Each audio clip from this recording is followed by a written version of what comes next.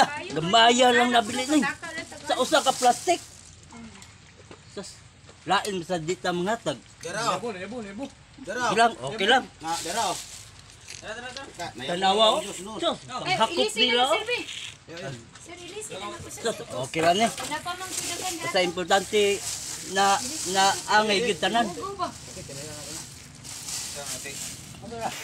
Bay, alay good.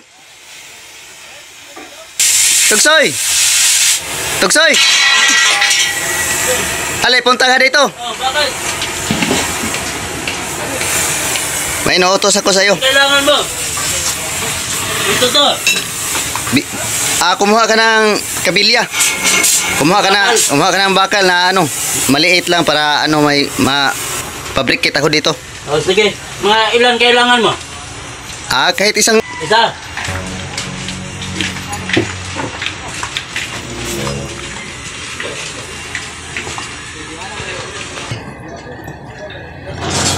saan? Ito na, ito to. Hindi pwede yan dahil maliit man lang yan. Sabi mo maliit. Yung medyo mahaba. Mahaba konti. Mahaba konti. Bilisan mo kasi mabutan tayo na ano, purma natin.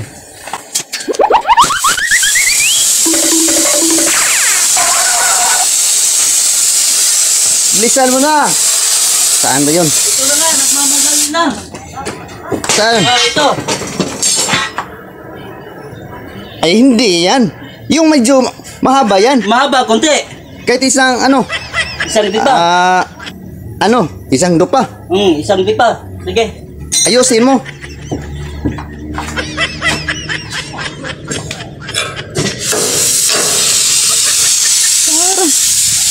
Hindi kakasya yan dahil ano, sobrang napaka-iksi lang yung dinala niya.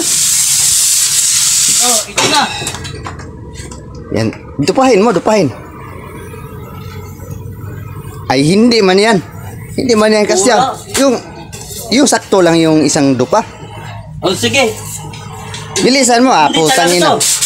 Pangatlo na yung balik mo, hindi pa rin kasya yung dinala mo. Baka ito na yun, pang-apat. Putangin.